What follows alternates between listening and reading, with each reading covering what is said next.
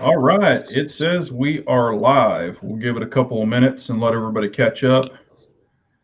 If y'all can see us and hear us, got TC in here, Tactical Considerations, going to be he and myself this evening. And we are going to go through some stuff, and I'll just do a quick roll call just for the early risers. Got Dennis B, Kyla, Romans, Kathleen. Let's see here. Who else was here? Sealy Bentel, and we had one more that came in early. Who was the first one? The first one was Ranger 10. He was the first one. All right, and as they come in, I'll try to call them out. Guy Comet, Pistol Pete, John Jeffries, Dina, Frank, Indy Irish, TM, Richard Jenkins, Havoc. If I missed anybody, Mike High's here. How are y'all all doing this evening? How are you doing, sir? I'm solid, man. Long day of work. Yeah.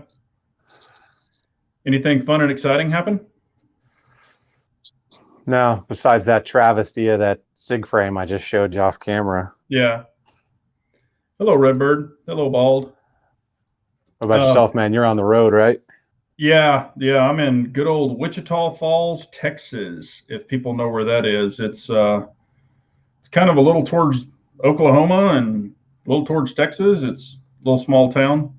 But yeah, I'm traveling through and been here a couple of nights, and we'll head back tomorrow. Get a bunch of paperwork done, and then I'm gonna call it till the next first of the year, after the first of the year. And if everybody wants to say where they're from, y'all can throw it in the comments. That'd be awesome. I mean, I know where some people are from, but I don't know where everybody's from. I think I know where you're from, TC. Yeah, right. Phoenix, Arizona. Yeah. The formerly pretty solid state of Arizona. Yeah. Well, hell, I was, I mean, everybody, like, with Texas, I remember when it was just hardcore red all the way through. And over the years, it's been turning and turning. And, we've got that purplish aspect going on now. And who knows? I know Austin is pretty much, I remember when Austin was completely red, but it's been blue for, hell, 10 years now. My wife's dad and his wife and my year-and-a-half-old brother-in-law live there. All right. Okay. Yeah, it's blue. It's bad. Yeah. It's gone. Yeah, we've got some people shouting out here: Kansas City, Iowa, Palmer, Texas. Hey, I know where Palmer, Texas is. Louisiana, I'm familiar with that too. Brian, yeah, we're going to talk about that, Brian. Got any Tennessee folk out there? Yeah, sure, we have them. Kyla, let's see here. Got San Antonio. I'm definitely familiar with San Antonio. Go there a lot. Fort Wayne, Indiana. Oops. Let's see here. Grand Rapids, Michigan. Clear these off here real quick. Iowa, Beaumont, Texas. Very familiar with that. Beaumont, Texas. Yeah. Yeah, we'll get into that here in a minute. Yeah. All right. That's big facts right there on Texas. Zeus gave us $5, man. That's awesome. Thank you very much, Zeus. I appreciate you, brother. Got that Texas. Man. Got my Texas brother in there. Tampa, Florida, Wisconsin, Lake Ozark. Bald's from Tomorrowland. Brock, Texas. I don't know where hell Brock, Texas is. Tell me what big city it's beside. I've probably driven right through it and didn't even know it. North Carolina, Iowa, North Kakalaki. Yeah. But and also smash that thumbs up buttons. We definitely appreciate it. It gets views and or gets us higher up in the algorithms, so to say. I don't ever ask for that, but I appreciate it. Because hit that thumbs down button. Yeah. Because man, I'm telling you what, YouTube has been throttling the hell. I don't know about you, but they've been throttling the hell out of me, man. I'm getting like every video demonetized. I mean, they're just tearing me up, but I don't care. I mean, I'm still doing it till they kick me off. I'm not in it for the money, because Lord knows we don't make money, but Bizariza Jizza. Oh, Weatherford. Yeah. Hell, I've driven right by it, Trey. Yeah, I go, hell, I just came right through it on the way here. Um, but yeah, got that. Kathleen's pushing that Timberwolf frame. She loves that thing. But hey, That's right. That yeah, Timberwolf frame. I wanted to tell a quick funny story this morning at the hotel, and I don't know what the hell happened, but I heard these people, and they were in the hallway down in the lobby, and they were like carrying on and speaking Spanish, speaking English, and yelling and all this stuff. I was like, what the hell? And the maid had her little, push cart. It was like sitting there, where they like had the shampoo and towels and all that crap on it when they clean the rooms. And apparently, what I got out of it was an old man. A lady was in cleaning the room, and an old man went by her cart, and he stole 6 rolls of toilet paper off her cart and started sticking it in his shirt and trying to walk down the hallway. And she caught him, called him out on it. Then they got into a big old fight and stuff, but he was trying to steal toilet paper, like to take with him, like he was leaving and wanted to take it. And so anyway, the lady was like, well, I'm going to charge it to your room and all this other stuff. And I was like, good Lord, man, people stealing toilet paper out of a freaking hotel. But I thought you were going to say something else. yeah, no, wasn't any of that stuff. But yeah, but I'm like, man, and I know, my grandma was that way back in the day, like with the sugar packets on the table, she'd grab all of them. You know how it's just that thing. Oh, no, yeah, that's like my mom. When she was alive, she lived in a retirement community. They couldn't leave like full condiment, like bottles or sugar packets. They could only leave a couple because the old people would steal them. Oh yeah, fixed income. That's their gig, man. They'll load up a purse. Oh. But it was funny. This guy, it's kind of cool here this morning. This guy was like loading up his jacket, trying to walk down the hallway with toilet paper stuck in it. What's up, Alaskan Ballistics? How are you, man? Oh man, it's funny. Yeah, stealing toilet paper, man. Biz is saying at his gym, people were stealing toilet paper.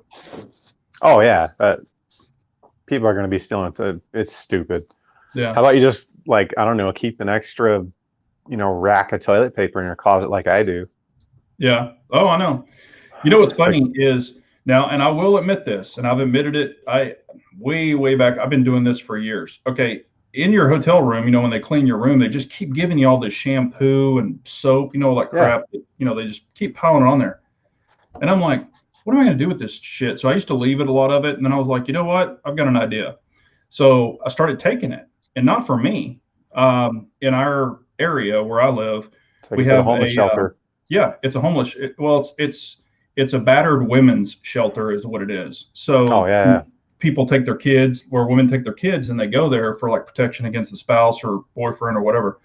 And they're always asking for clothes and stuff like that. So I started taking all these bottles, and I mean, dude, I would have bags of these things, and I would just take them and give them to them, because I'm like, hotels are like, if you just leave them there, either the people who work there take them, or maybe they leave them. But once you kind of set them in the room, I guess they consider them contaminated or whatever. So, I mean, I wouldn't use the ones, I wouldn't give them the ones that I use, just the new ones.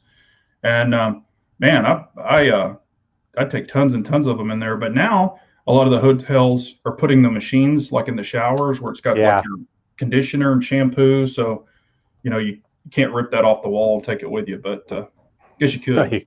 You could. Just might pay for it. Yeah. Daniel went to McDonald's and scored 20 McNuggets. It's a McNugget. Yeah. Okay, which part of the chicken is the McNugget? Who knows, man? That's what I've always wondered. When you rip them open, they kind of look like foam inside there. So who the hell knows? Dude, if I ate that stuff, I would get so sick, man. Yeah. I'm not a McDonald's nugget fan. Yeah, I've never been a McDonald's fan, period. Yeah. If you're gonna get, you want like good strips or something, go to like Cane's or something like that. Oh yeah, Cane's is fire, dude. Cane's is good. Yeah. Yeah. What's funny, I don't know if you know, I'll just give everybody a little story on that. 2 guys that went to LSU, Louisiana State University, started making nuggets or strips at their house when they were in college, and came up with this sauce and everything, and started making them. People were coming to their house and buying them when they were in college, like their fraternity brothers and stuff. Yeah. And so that's how they got started. And they Hmm. actually named Canes after their dog. That was his first dog, was named Canes, Raising Cane. Nice. And so that's how they started. And he even wrote a book. I mean, they're gazillionaires, and they're popping up everywhere now. Yeah, no, that stuff's awesome, man. It's been a while since I've had it, but it's definitely good. Yeah. All right. Well, I did want to talk about something, and I don't know if you heard about it, but they're rambling up the braces again. And Tim, Military Arms Channel, put something out saying supposedly within 4 days the DOJ is supposed to meet on it with the ATF and all this other stuff, and come after the braces, 80% lowers, and all this other crap. And the kind of the point I'm getting into, we're seeing all this stuff popping up, and it's like, when is enough enough? Are we going to like just stand up and say, screw you? That's the way. Like, if you bought a firearm and it came as a pistol with the brace on it, we've already gone through several brace, I guess, suggestions saying, Mhm. you can't brace it. You got to put it on your cheek. Now you can likely brace it, or if it bumps off of you, you're okay. And now all of a sudden they're just saying, hey, we're going to ban them, or you can take them off, or you can register them as an SBR and all this other stuff. And I kind of feel like what they're doing is they're basically just trying to get you, and supposedly, I guess in this letter, it says that they're going to waive, the $200 tax stamp if you already have it on there. And all this is, in my opinion, is a way to register firearms. That's Yeah, all it is. it's a backdoor registry. It's Yep. not only a backdoor registry, but follow the money. Yep. They want that tax stamp money, and Yep. what they're basically trying to do is the differences in law between stare decisis and ex post facto. They're trying to make something that retroactively illegal for you that you already own or do something like that, which is which may be possible because there's never been a legislated case on it. I don't think, because the ATF is allowed to make decisions, but they're not a legislative body, so they're not supposed to technically be able to do that. That's left to the legislature, either state or federal. And here's the thing. They're basically boiling the Second Amendment like a frog. They came after bump stocks, and people were like, "Oh, I don't care about this anyways." Well, that's probably what they said when they did the NFA. And that's probably what people said when they did the GCA, and that's what people said when they started to do no concealed carry and no open carry and the Mulford Act and everything else. And they basically just strip you little bits and pieces at a time, and it's death by a thousand cuts. And by and large, people that own guns and Second Amendment people are your average law-abiding, don't want to do anything wrong kind of person, and they hope that the vast majority of those people will either register, turn in, get rid of, and the rest of them, they're just going to consider you a felon and come for you eventually. Yeah, and I think that what they're going to do is they're going to register it. They're going to get everybody's name, telephone number, serial number, and all that stuff. And then they're going to come out and say, oh, now they're, we all know what they call them, but sporting rifles or pistols.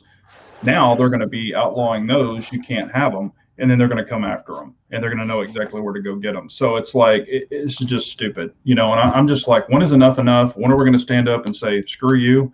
I mean, I'm tired of the BS.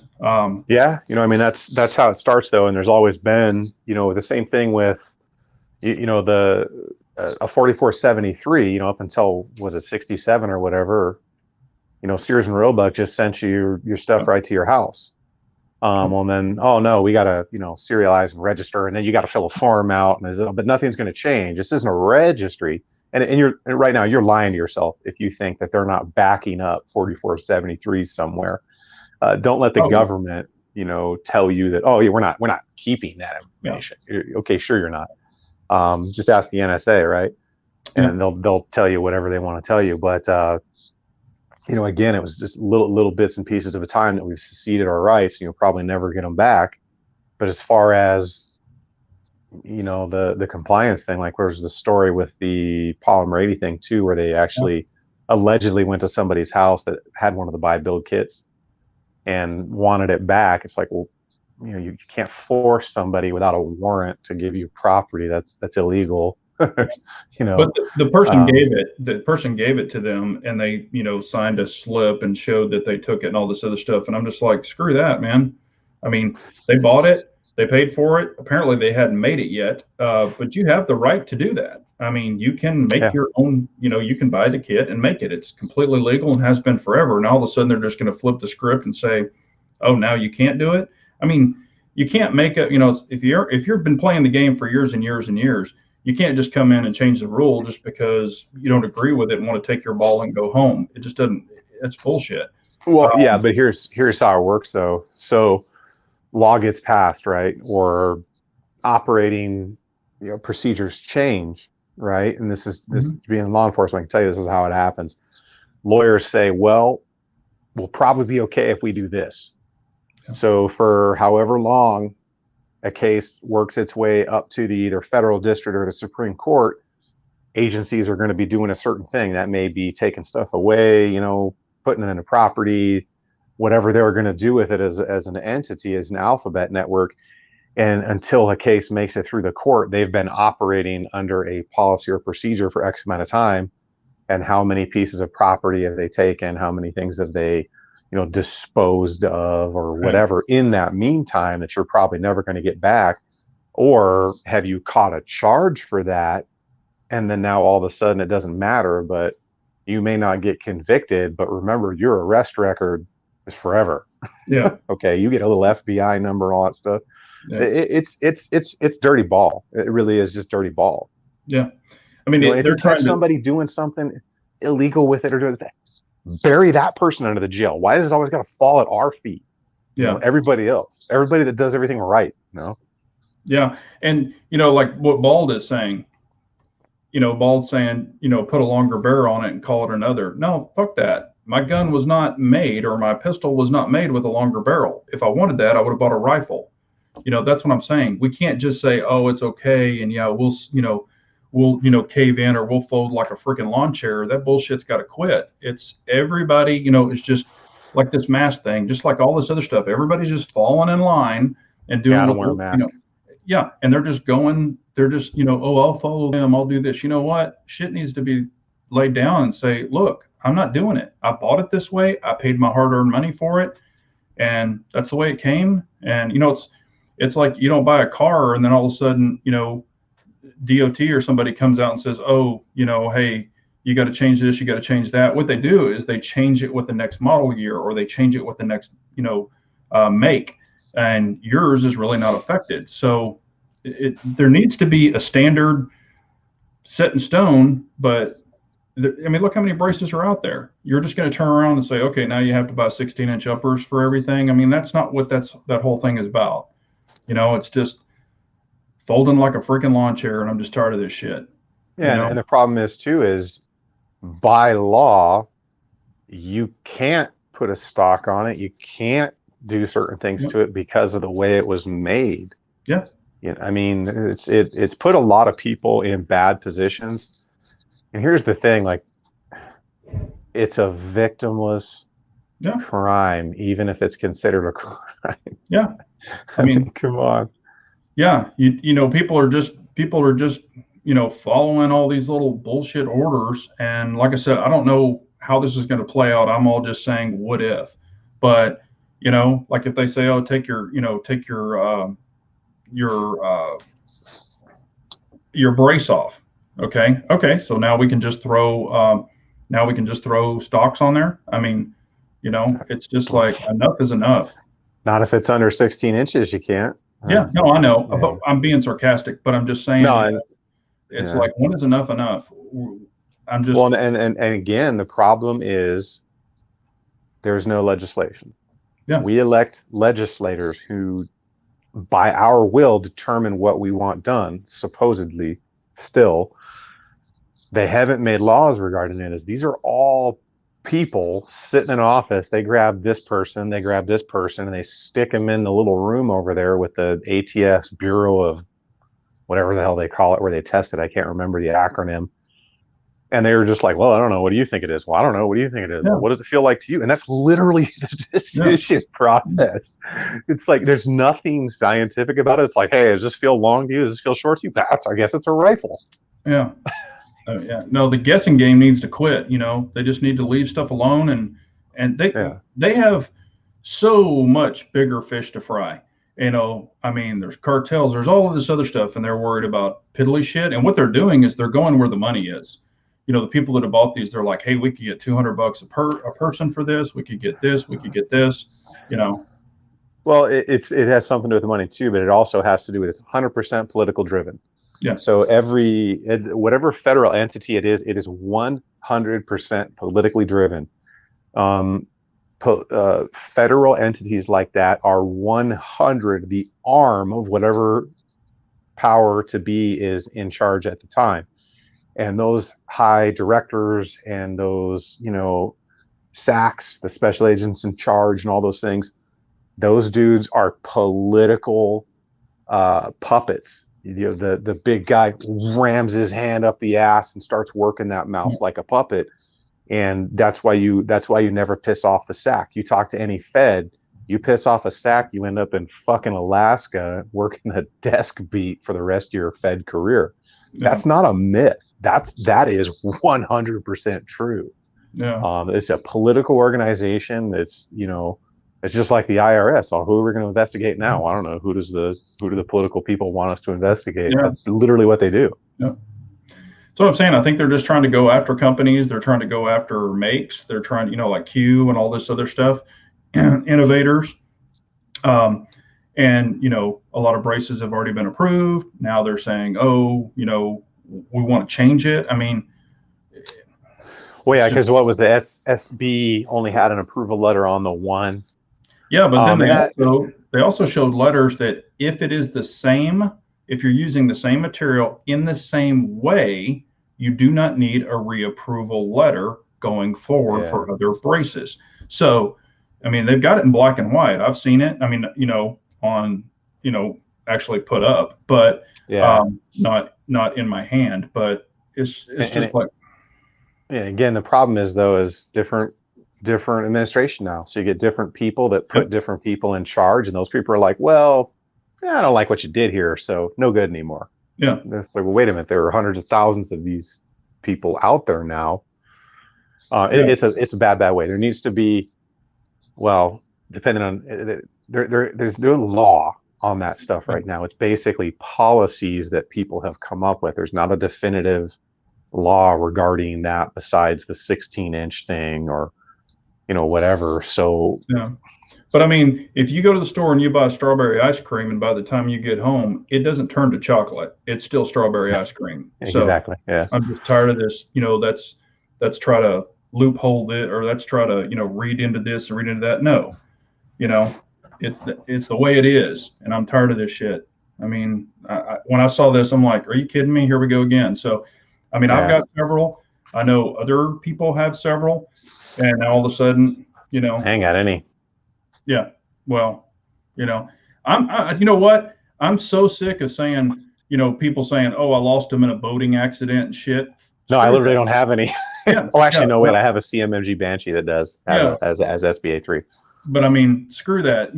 This I lost it in a boating accident shit. That's what everybody's been saying. And it's like, there's a time to stand up and say, I ain't lost shit, but you're not taking shit. I mean, I'm tired of this. So anyway, I'll get off my little soapbox, but we'll see where this goes. Supposedly they're supposed to let us know within 4 days or some shit. So, and he's not even in yet. He's having all these meetings and stuff like that. So those meetings have been going on for months. Yeah. Those meetings have been going on for months. But that's what I'm saying. I'm tired of it. So, but we'll see. Now I know that you and I had talked earlier, or I think earlier this week, and you had something that you wanted to bring up, and I'm not going to steal your thunder, but did you want to go ahead and talk about what you wanted to?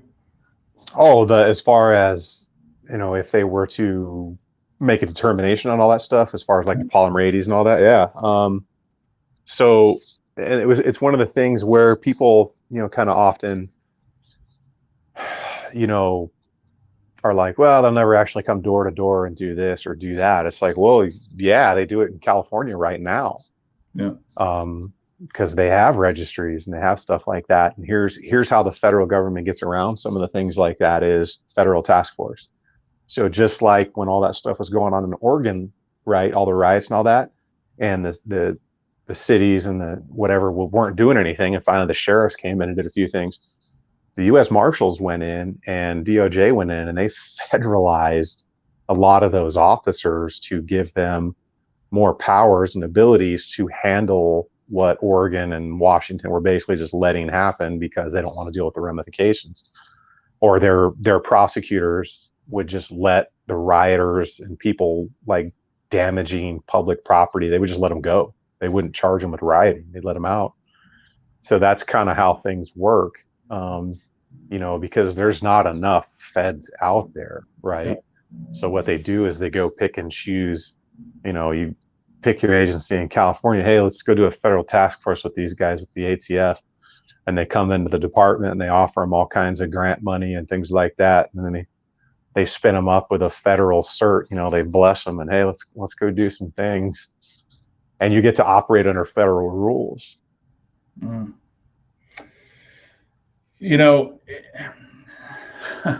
That's kind of like getting a little hall pass to just go do some hood rat shit if that's what you want to do.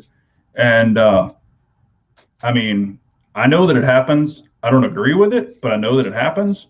But I'm telling you, if they start opening up that can of worms, it's going to be nasty in some areas. It's not going to be like, oh, here, just take it. Yeah, it's going to get nasty. Yeah. And I mean, if a lot of people have been around and you thought Waco was bad and you thought Ruby Ridge and some of this other stuff was bad, you wait till it starts popping off big time. It's going to be real bad. And Brian was asking this question. I hope, he's saying just for fun, will you comply? I hope, by my opinion and what I've already stated, I hope you get what I'm saying, Brian. So I'll just leave it at that. But, Walmart and all these other places have these foldable lawn chairs. And that's not the section I stay in. I'll just leave it at that. So, but yeah, if they start blessing all these areas and start doing this other stuff, I mean, I've got good lawyers on my side. So that's all I got to say. And, if you just give it away, if you just give your freedom away, or if you just, settle or fold, and you don't do some sort of precedence or say, what, this isn't right, fight for it, you're just letting them win. I mean, well, the problem is you got half the country right now begging for the government to limit their own rights, whether it's speech or the Second Amendment or anything else. It's the craziest thing I've ever seen, where people are like, no, you can't say things like that. The government you should be in jail. It's like freedom of speech. Now you can't, like, a call to action or a threat. That's right. Different. That's common sense, right? But not only that, but it's like, I never understood the whole wanting to limit free speech thing, because if somebody's an asshole and they're going to say asshole-ish things, don't we want to know who those people are? Yeah. And if you want to, I mean, I know, of course, social media controls everything. I've tried to post stuff and they've taken it down, and I've put videos up and they've pulled them down. They haven't struck me. I haven't got a strike yet, but I put videos up that were a little, I mean, I was pissed, and I put it up and they pulled it down and said, this video is not or whatever, they're they say. So, but, and I mean, unfortunately, it's their platform. We're using it. So they want us to abide by their rules and be the little sheep. And unfortunately, it's not our platform. So if they want to pull it down, they're going to. We don't have a call. We don't have any say in that. But, anyway, we'll get off this little thing. As far as guns and stuff like that, anything fun and exciting that you're thinking about or that you have, or, anything like that? I just picked up 2 high-speed Tauruses.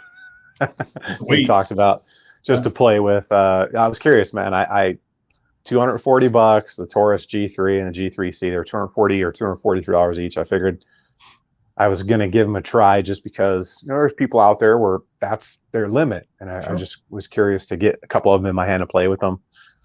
Other than that, man, I got a whole bunch of AR builds still going on, and then I'm having a ton of fun with all my new SIG stuff and a couple new optics.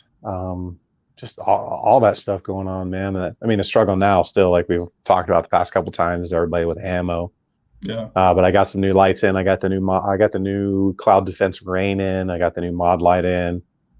A couple new stream lights. Got a new Enforce light in. All that testing's going on right now. So Cool.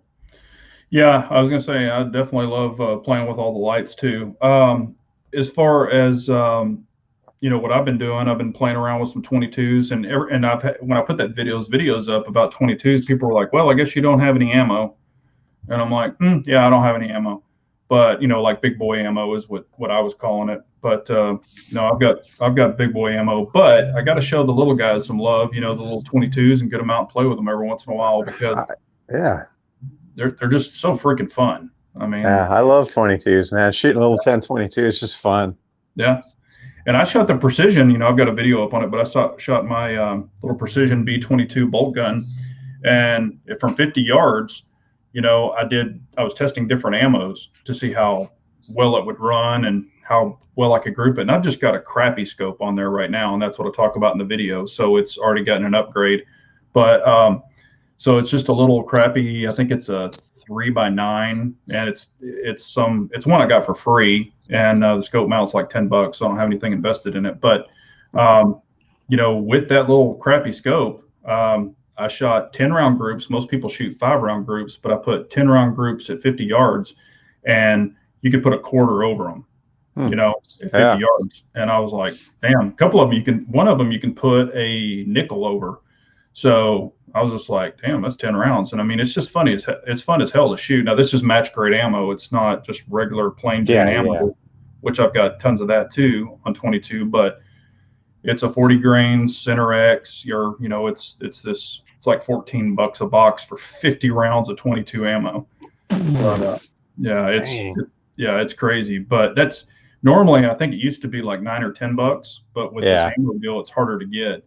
And it's precision ammo, but man, it's a lot of fun, and it's so relaxing to get down in the prone, just shoot slow and just go through it and relax. And that's what I really love about that gun, or the rifle. But yeah, it's a lot of fun. Kathleen wants to know when I'm getting a Timberwolf frame.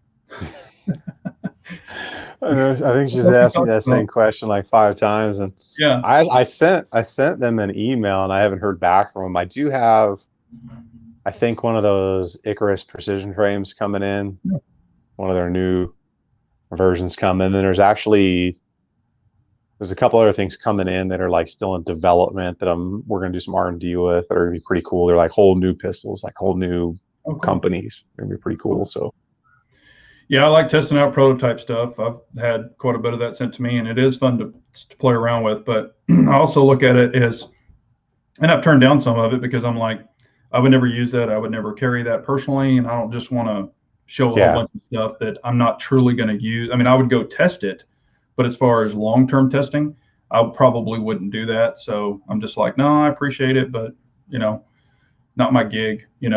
But it's always fun to test out some new prototype stuff. So that'll be a lot of fun for you. But yeah, as far as in stores, I got I sent it out to some people. I got an alert for some Seller and Bellet, which was 300 blackout, 200 grain ammo, so it's subsonic. But it was like it's normally $19.99 a box. That's what it normally is all the time, or was.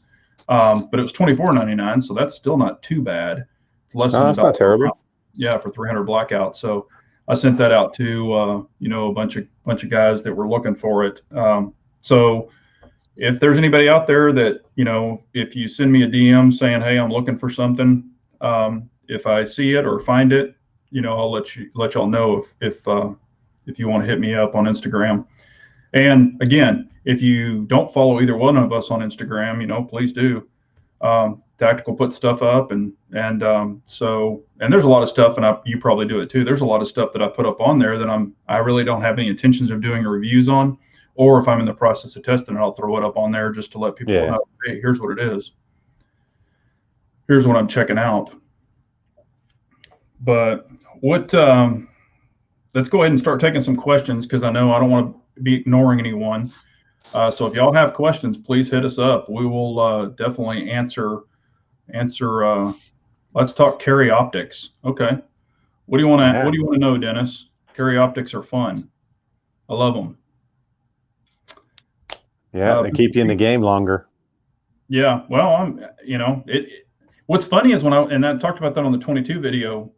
That's the first time I have shot non-dotted guns in over a year. And Hmm. I could still shoot them, but it was taking me a second because I held them up there and I'm looking for the dot. I'm like, oh, there's no dot. There's no So doubt. focusing on, going back to front sight, which Yeah. was no problem. I mean, hell, I could point shoot those things, but it was definitely, kind of clicked because I said it on the video, but then when I threw it out there, I instantly, was trying to look through the window. But Yeah. Pistol Pete's got a M&P 2.0 slide from Floyd's Optic Cut. Yeah, Floyd's does good work. I Yeah. know M. Jackson. I got the same one, man. I got the Poseidon Commander port of the barrel and everything, man. He does some nice stuff.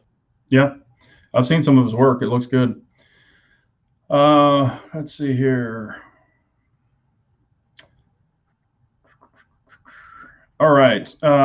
Saw the 43X MOS the other day, but didn't know which optics would fit. Guy behind the counter, of course, didn't know either. On that one, it'll be the 507K. Yep. Yeah, you can put the shield on it. Any of the micro dots will fit that one.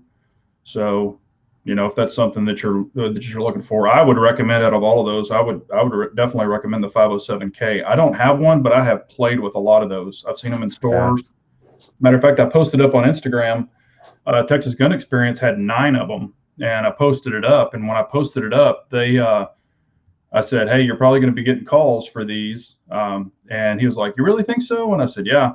They sold out of them the next day. Chad called me and he's like, "We don't have any left." He said people were calling up saying Big Johnson posted this, and people were like ordering them like crazy. So, and they were shipping them. They weren't local people. So I was like, "Hey, cool," Yeah, But I've been waiting on a 507K. I got that 509T, and I had to have Ken from Provectus Group pick that up in Georgia and ship it to me. Yeah.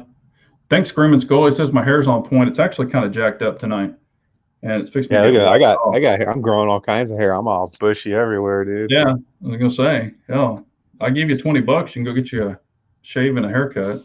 A sandwich and a haircut. Yeah, yeah.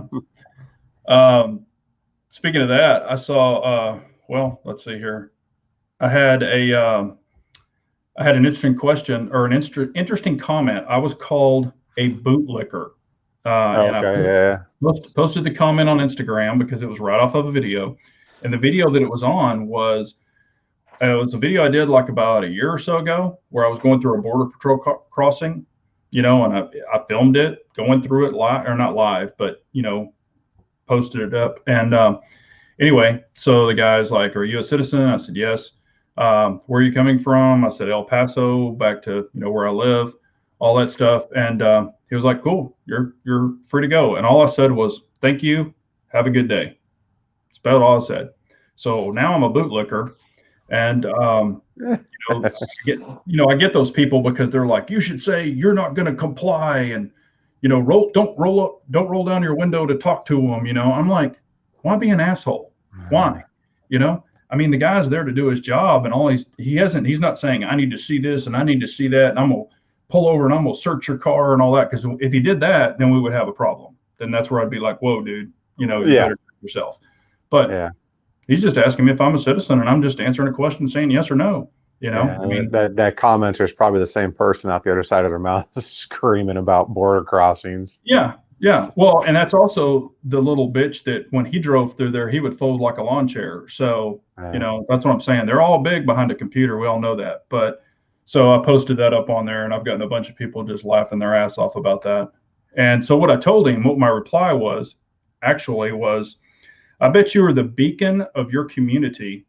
And you should have your mom make us some sandwiches so we could sit at the table and talk about your piss poor attitude." That was my exact comment. You can go on and read it. You ever watched Donut Operator? Yeah. Oh God, what does he call them?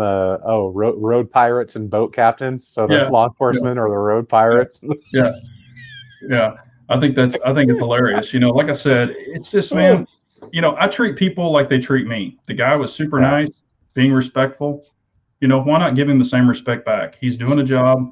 And trust me, through there, I know exactly. I mean, I go through there. I've gone through there many, many times, and they are trying. They've busted some 18-wheelers and with Yeah. people all stuck up under the little air dams, and Oh so yeah. it can get pretty crazy out there. But and I don't know if you do, but Keenan's asking, do I have any more 1911s coming in the future? Do you have any 1911s coming your way, or I do have some plans for a couple more 1911 things coming in, and I'm currently waiting on a 2011, so okay? waiting for it to get in, man. So I've got 1911s. I've got enough of them. I don't really think I need any more. I've got some I don't even show, but I'm really enjoying the Staccato 2011. It's a lot of fun. Still have to put more rounds through it. I am not carrying it yet. This will be the first time y'all have heard me say it. Won't carry it. I don't have enough rounds through it because now I've got to run more hollow points through it, which I have those, but I got to run that through it to make sure that they're going to run what I'm carrying in it. And if it passes that and I'm happy with it, then I will start carrying it. So, but yeah, have you had any problems with it feeding nope. on like low pressure ammo? Okay. Nope. 100%. I've ran 115, 124, 147 through it. I've ran 124 HSTs. I've ran 147 HSTs. I've ran 124 SIG Crown, V Crown through it. Haven't had one hiccup yet. But like I said, I'm not saying I have to run 5,000 rounds through it. That's not my intention. But right now, I think I've got probably have about 250, 275 rounds through it. I've got a count at home on a card. Yeah. So, and I've got it broken down to hollow points. And then, because I'm trying to just keep a test and say, hey, it didn't like this particular ammo. So I've got it all written down with how many rounds I've shot of each. So that way I can report in case anything happens or something's weird. Then I can break it down to where, hey, this particular mag, because they're numbered. So I can say, this mag, had this problem, but I ran this ammo in this mag and it worked, so I'm trying to do my due diligence on it. I've always been a 1911 guy, carried them forever. And, of course, as a concealed carrier, I'm not military or any of that kind of stuff, but, just want to make sure it's good to go before I feel comfortable carrying it. Yeah. Anything like that, I'm kind of in the same boat. Like, after about 300-ish rounds of different, types of ammo, I'm pretty comfortable. Yeah. I mean, sometimes not even that. Like, with my M&Ps or Glocks or anything like that, if I dump a couple of mags through it, I'm like, all right, Yeah. And I mean, and I'm not saying that STI or Staccato, now it's Staccato. I'm not saying that they're not reputable because they are, but it's, more of a tuning issue. I just want to make sure, like the spring sets, all that. You're talking about something with a very tight tolerance, man. Totally different rig. Whole different animal. Because back when I carried the Les Bear 45s and stuff like that, they had 1,000-round break-in. I mean, matter of fact, if you got it home and it came oiled from the factory, if you got it home and tried to take it apart, it was almost impossible because it was so freaking tight. So you could do it, but you're more likely to scratch it and stuff like that. So you just took it out and made sure it was oiled and you shot the hell out of it. And then after about 1,000 rounds, you could break it down, clean it, and just make sure everything was good. And you would have issues on a lot of the super tight ones. You'd have stovepipes, you would have failure to feeds, you would have all kinds of stuff, and you just had to work through it. So you're just sitting there going, crap, this mag, I had 3 failures this time and that time, but after about 1,000 rounds, that thing was butter. So. And then also, y'all know me, but I'm going to be doing some stuff on the gun. So once I do that, then I'm going to have to make sure that part's working correctly and all good. But like I said, just don't want to, have a guinea pig gun out there. And but anyway, that's kind of where I am. Hey, they're stacking 9. I hadn't seen him or heard from him in forever. Man, I hope you're doing well. I hope you and your wife are well. All right. Hey, Big Johnson Guns and Gear, TC, what specific firearms are you two personally focused on getting before the apocalypse? and is anti-2A, but he's trying to push more laws in 2021-22. Personally, I'm focusing on imports. What are you thinking on that?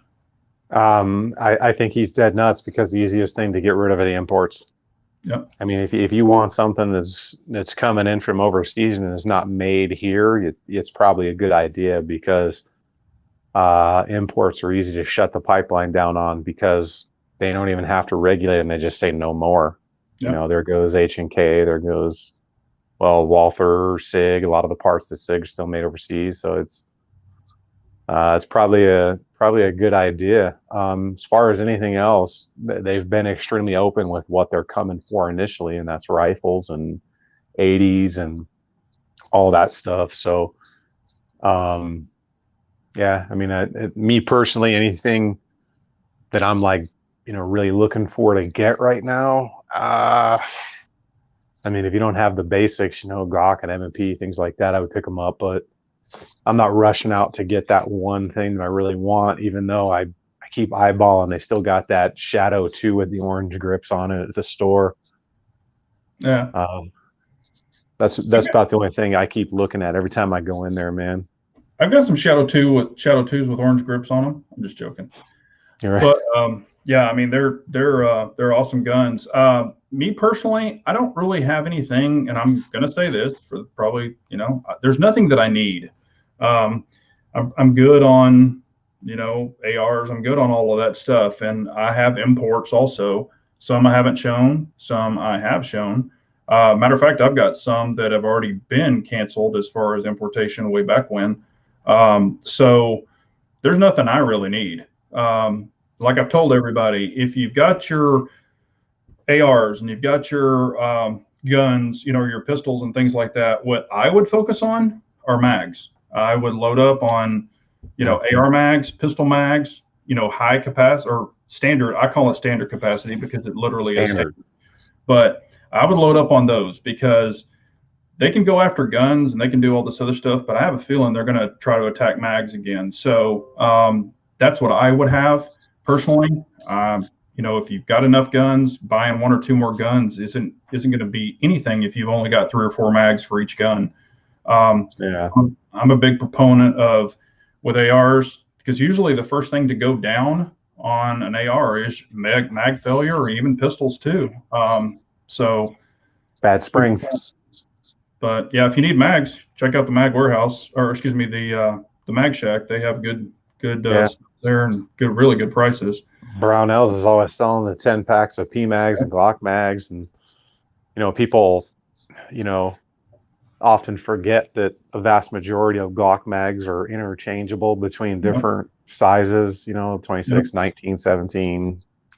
Yeah, and that's like on CZs too.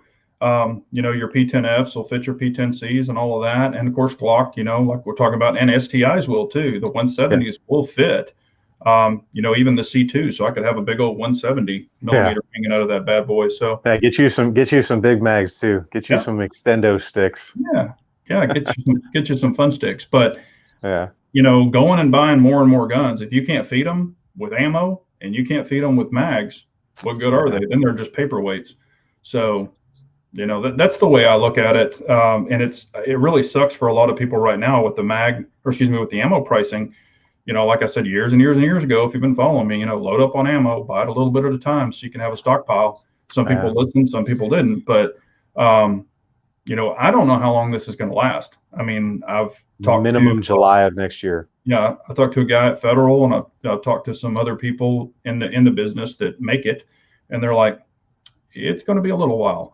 And the sad thing is right now, if people would quit panic buying and spending or paying $600 and $700 and $800 for 1,000 rounds of 9mm 115, it could bring the prices down a little. However, the other guy's going to buy it at that price, so I can't see that ever going down quickly either.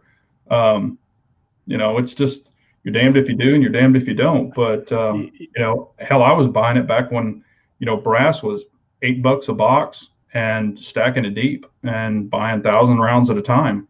Yeah, that's what I did. It was you could get 1,000 rounds of S&B for $220 shipped with a coupon code. It was beautiful. TCI, I was buying CCI for 159 a case for 1,000 rounds, shipped. So, But remember, oh God, what was it like? Probably 6, 7 years ago when you were paying over $1 a round for 5.56, and yeah, the same yeah, thing. It happens every time there's a yeah. big kick up somewhere in the world or we have an election, and then it comes down. The problem now is we just have this such a cascading event of things going on that it's just looks like it's going to be ugly for a long time between the whole coup thing and That's what I'm saying. everything else. And That it's kind of my feeling. I would never tell anybody, what to buy and what not to buy. That's not my place. But, going out and spending, you know, $2,000, $3,000 on another AR if you already have it or have multiples, or buying this or buying that, that might not be your best bet at this particular moment. I'm kind of Unless you're scared that stacked my deep. yeah. Sorry, go ahead, man. I broke up. No, no, no. I Oh, was I just was gonna say, saying, as long as you're not stacked, deep in ammo and mags, I would push it towards that way, in my opinion. yeah, I'm concerned that my tax stamps aren't coming back for my suppressors. Oh, yeah, no, they will. Yeah, they will. I mean, mine took, I was really surprised. Mine took 5.5 months for both of them, to come back, and I thought that was really good. And some Yeah, people, if they're fast tracking them, they're coming back in. One guy got his back in like 2.5 months. So, yeah. If you and do there's a place out here that does the kiosk. yeah, I didn't go there because I like to use the local place, AZ Guns, that I go to. yeah, Solid cats. They're 30 minutes out of the way for me, but they're not gouging people. They're treating people right. So I yeah, went and bought them from there, and then they did the paperwork and everything for me, and I shipped it off. So, but that yeah. was just last week, man. So I was able to do the kiosk. They, my local store that I support, Texas Gun Experience, they had the kiosk there, so I was able to do it all there. Um, and you can choose different trust and things like that. I've even yeah, got a video on it if you want to check it out. But it's it was simple, painless. It's just, and I got some really good information prior to buying it. People were like, there's some people that I know and that I trust. They were like, buy it and go ahead and do all your paperwork, send it in, and then just forget you have it. Now I was able yeah, to go and do conjugal visits, so I could go in and shoot them there, check them out, shoot them and stuff. So that helped. But honestly, I mean, I kind of just forgot about it and it just flew by. I mean, it went way faster yeah. than I thought it would, rather than being like, where the hell is it every day? I know people that go on the little tracker where you can track you can actually track it. I'm like, Mm-mm. screw that, man. That's like Mm-mm. tracking UP or the postal service right now. Yeah. No, you're right. Yeah. Shit just sits there. Yeah, no, they'll be. I'm expecting. I know my buddy that he just got his, I think, a couple of weeks ago, and his took about. He said it took right at 4 months. Yeah, that's So, good. which is whatever. I Yeah. mean, I'll probably buy a couple more, but I'll do the kiosk thing so they come back faster. Well, since we're talking about suppressors, and I wanted to get your opinion, and then I'll give mine. What is your opinion on pistol suppressors? On like an actual, like a 5.56 pistol or a pistol, No, no, I'm sorry, a hand pistol or a pistol, like 9 mm. like a 9 millimeter. Yeah, Uh, meh. yeah, No, it's just meh. I yeah, mean, it's cool to play with once in a while, but it's like you ain't gonna be appendix carrying that thing, and you yeah, ain't that cool dude in the movie screwing it on before you go in a room. yeah, They're cool, and I've played with them, and I've had the opportunity to run them, but I mean, now like a 9 millimeter carbine or something, yeah. But yeah. the pistol thing just never, adding an extra 8 inches on the end of that muzzle, and it's just not my thing, dude. It's not my thing. That's what she said. I just had Yeah, to say that. But I know, I know. yeah, it's, like I said, I've shot them. I've shot plenty of them on pistols, and I'm just like, okay, because depending on the can size, if it's too tall, too big around, even if you have Yeah, suppressor sights, some of the big ones will even block your suppressor sights. And it's kind of more of a novelty, yeah. So I was just like, I've shot the 9 mm, the 45, stuff like that with them. And I was like, now the 22 is super fun. I will say that on a Oh pistol. yeah, yeah, On, yeah. on a pistol, it's super fun. Like the Uh, mosquito. Yeah, yeah, yeah. I mean, I've got the little dead air mask, and it's super fun. The only thing about it is, and it kind of pisses me off, but I'll screw it on there. I'll shoot it. Sometimes I'll just screw it on there, and then I'll be like, okay, I'm not going to shoot it, and I'll go to take it off, and the suppressor actually starts coming apart. Like I'm taking the baffle, like the can, the Yeah. little thing sticks on there, and I haven't Yeah. even cut it yet. So it's like you got to carry those little jar openers, those little pigs, and you got to crank it off there, and it's just like, man, I just put it on there hand tight. Now it's like stuck. So that part kind of pisses me off, but uh, I've worked around that and just carried the right things. But if you don't have them with you, they can be a pain in the ass. But 22s are super fun. Don't really care for pistol, handheld pistols, Yeah. cans very much. But on a rifle or a AR pistol, they are super super fun, and on a 9mm carbine also. Yeah. Yeah. And I need to get. I want to get a tri-lug version, and Yeah, then outfit my things with tri-lug so I can run them that way, because that's just the way to go if you do a pistol variant of it. Yeah. yeah. Indie Irish wins comment of the night with this one. The Mag Shack is out of stock on G19 Gen 5 mags. And I'm not being sarcastic, but everybody has been running out of Glock mags. That's the first most popular one to go. So I think they have a thing where you can be notified when they come in. And that's the thing. Everybody sets up for those notifications. The second they come in, people are banging it, and they're just buying them out. I mean, Buy Glock 17 mags. yeah, I know somebody who just last week bought, I think, 30 Glock mags with one order. So that's what I'm saying. They're just people are getting. They got to feed they're getting the gist of it, ammo and mags. So Indie Irish, just go on there, get the notification, and try to grab them when you can. But they do go quick. And But Gen 4 mags will fit though. They yeah, don't have to be Gen 5 mags. I think Brownhill still has them in 10 packs. yeah, that's what I was going to Just say. don't buy P mags or the Glock No. version of the mag pulls. They die in like a year. I've thrown all mine out. Oh yeah, he's needing 10-round mags, or that's the problem. Yeah, Oh, yeah, yeah. He's got the neutered version, so yeah, that does suck. But road trip for freedom. Don't do yeah, that. Don't do yeah, that. no, I don't want to do that. But and I've tested the Amend 2 34-round, Yeah, mags, and so far they've worked okay. They're definitely more flexible than the Glock mags because they don't have the steel liner in them. yeah. But they've worked. I've ran them on my PCCs. I've ran them on my Glocks, and they seem to work. And they're actually very inexpensive. I think they're like, for that big stick, I think it's like $14 or something like that. Yeah. I got Yeah. a bunch of the ETS, either the 17 rounders or the big 33 round mags. I've never had one of those mags No, fail, but I've had an ETS fail on me. So that was just okay, one, but supposedly it was their Gen 1, I guess their okay. first model. And you could watch it when it was fully loaded. The lips were just spreading wide open. And Oh yeah, when I'd load it in the mag, it would drag. It would literally drag all the way up the gun to load it. yeah. But, I've been running mine I bought a couple of them, I don't know, probably close to 2 years ago, and I beat the hell out of them every time I go to the range, and they've been fine. But all the Magpul ones died, and then at one point, like a couple years ago, I was like, well, I need like 10 factory Glock 18 mags. So I bought a bunch of the factory Glock big sticks. They're sitting in the packaging still. I've never even used one of them, yeah. Kathleen's but I got them.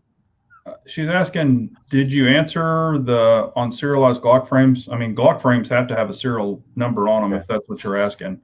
I Factory might have frames, missed it, yeah. Kathleen. I'm sorry, but yeah, Glock they require. So when you go buy that Glock frame, it's serialized. So you have to send it through an FFL and all the other stuff if that's what you're asking.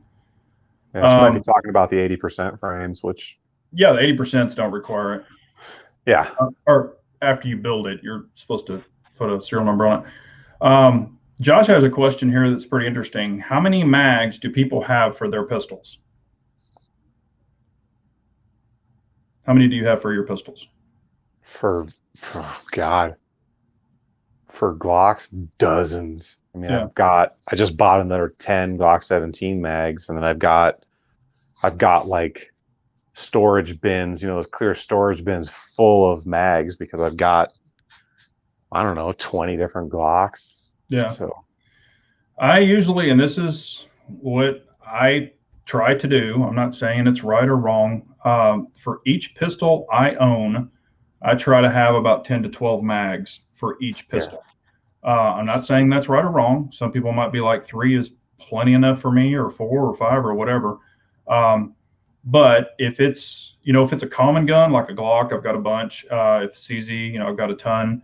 Um, but even for, guns that aren't like where I have all that compatibility to change over, I usually try to have about 10 mags for each gun. Now on ARs, I have more than that. Oh yeah.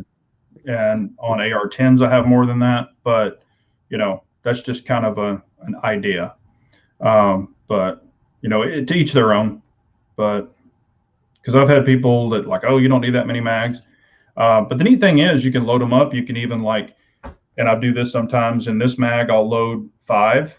In this mag, I'll load 10. I'll mix it up, load 3 or whatever, and then you can put them on your belt. And when you're practicing and you go dry, you can. It's just kind of a game. Yeah. You mix them all up and throw them in your mag pouches, and do that. Um, let's see here, Denison B. Big Johnson and TC, thanks for hosting the chat tonight. Great job. Yeah, you have a good week, man. I appreciate you. Yeah, man. Okay, here's another thing. 10-round mags last longer than 30-round mags, so don't be worried about having 10-round mags. They still are useful in addition. Yeah, I mean, there's if especially if you have to have 10-round mags. But the thing is I've got 30-round mags, 40-round mags that have been loaded, and even drums that have been loaded for years and years and years and years and years. And that's not what harms the spring. Everybody thinks if you keep them loaded, they're going to go bad. That's not true. It's actuating the spring up and down is what eventually will wear it. So get what you can get. I mean, the more the merrier. And there's guns that I have that take 30-round or 40-round mags, and I even have 20-round mags because sometimes when you carry them with you, it's just a little more convenient to have the smaller mags. Now I don't own any 10-rounders or 5-rounders. But I know people that do, but I personally don't. But to each your own. Like I said, there's not a wrong or a right answer for any of this stuff. It's whatever you like, and I would never tell you what to buy. That's not my deal. So, is 10 Glock mags too much? A split between 2 guns? No, Josh, if that works for you, like I said, there's no wrong or right answer about this. But I will let you know if in order to maintain a mag, a lot of people think that they can just shoot it and shoot it and shoot it. But I've pulled apart Glock mags. There's gunk in them. You've got to clean them. You've got to check the spring. And even with a Glock mag, or when I take any spring apart, and TC probably does this too, I'll actually stretch the spring back out because over time, it can compress. So I just stretch it back out, put it in there, run a test on it, and be good to go. So you can do a lot of stretching on those springs to give a little more tension too, if you like. So. But yeah, Stacking 9, I was gonna say he's been packing up gold and silver and all that stuff for a long time. And yeah, I mean, there's nothing wrong with that. I've got a bunch of silver and gold too. So, but it's just, it's whatever you want to stack up. If it all folds and crumbled, paper money's not going to be worth anything. And that's why I'm saying having other things that people might need, such as mags or gun parts or whatever, that can be very, very helpful. If that ever happened. So, but, And toilet paper. Yeah, exactly. And toilet paper. And don't steal it off a maid cart. Oh, God. But, yeah, we're a little over, but, man, I appreciate you coming on, and we'll round this up. If there's any more quick questions, we'll try to answer them. If somebody's just got to get one in, we'll try to grab it. But what do you have coming up on the channel? I know we talked a little bit about it, but what do you have coming up? Let's see. What am I releasing this Friday? I got some more armor videos coming. I guess some more plate carrier stuff coming. Of course, a bunch more gun stuff coming. All the new pistol stuff, SIG stuff, Apex triggers for the SIGs. Got some more AK stuff coming. I finally picked up a Zastava factory AK, some 11-inch 308 FAL stuff. Cool. So a few things in those cans, once ever those suppressors get here.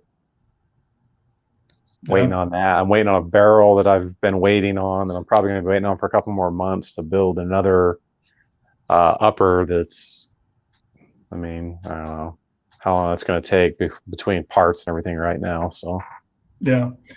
I've got two guns that are being built and they're waiting on parts and been waiting on parts. It's been over 6 months for this project, but it's a specialty thing. So I had a feeling, I want crap that just doesn't land on a shelf. So still been waiting for these because a lot of this stuff was specialty ordered. So still waiting on that. I'll be glad when it comes in. Hopefully we're getting closer. Um, but when that comes in, then that'll be finished probably pretty quickly once they get everything. But shooting that 22 precision rifle, I've got some stuff coming up on it that's going to be kind of cool. It's going to be, I'll just go ahead and let it out of the bag, but it's going to be a little competition NRL 22 rifle.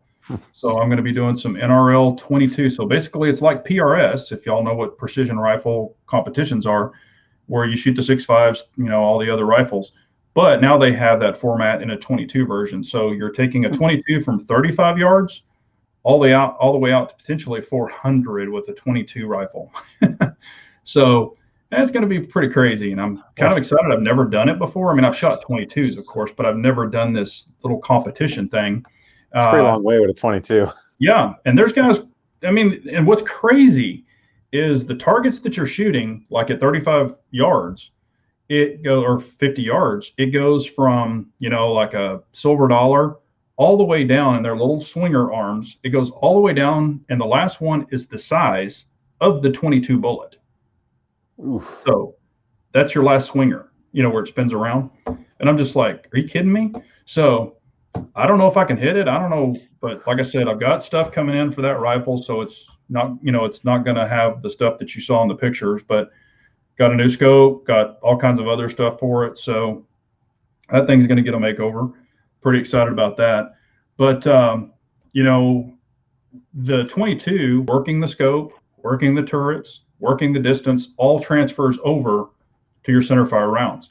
So, and I need more. And I'll be honest with you, I am lacking. I mean, I know how to work a scope, but I'm not the quick guy doing that. So I want more experience on doing that. I want to be more, I guess, I'm not going to be an expert, but I want to be more proficient at that skill because that's what I'm lacking. So that's why I'm going to do this. Plus with ammo cost, now granted, I'm shooting match grade ammo, so it's not cheap, but there is a place that is about 45 minutes from me that actually hosts these matches. So I've got to find out when they're doing it and all that other stuff. But like I said, I'm still probably about 2 weeks away from getting all that set up because I'm waiting on some other parts that they're having to make for this. I'm having a 30 MOA rail cut, so that way it'll give me more adjustment in my scope. But it's going to be a 6 to 24 by 50 scope, and I've already got the scope in. Hey, what's up, Coda Boy? How are you, man? So anyway, we're going to give that a whirl. X-Ring and all those guys are doing it, and I was like, you know what? That looks fun as hell. So I'm going to try it too. So we'll see how I'll either, it'll be a freaking dumpster fire or whatever, but I think it's going to be a lot of fun. So, but definitely want to thank TC for being on. It's always fun. He's like a brother from another mother, and we appreciate his input, and he's always fun to have on. I appreciate all of y'all tuning in. Hit that thumbs up button. We appreciate it so much, Rabbi. But everyone be safe, stay well, have a great Christmas. As far as the next week's chat, probably we'll still have it. Got to get with the guys and see how that's going to fall out, but probably we'll still be on for the Wednesday night chat because it doesn't fall actually on Christmas, but we'll see how that works out, and we'll post it up and let y'all know. But everyone stay safe and carry on. We appreciate y'all so much. Have a great night, everybody.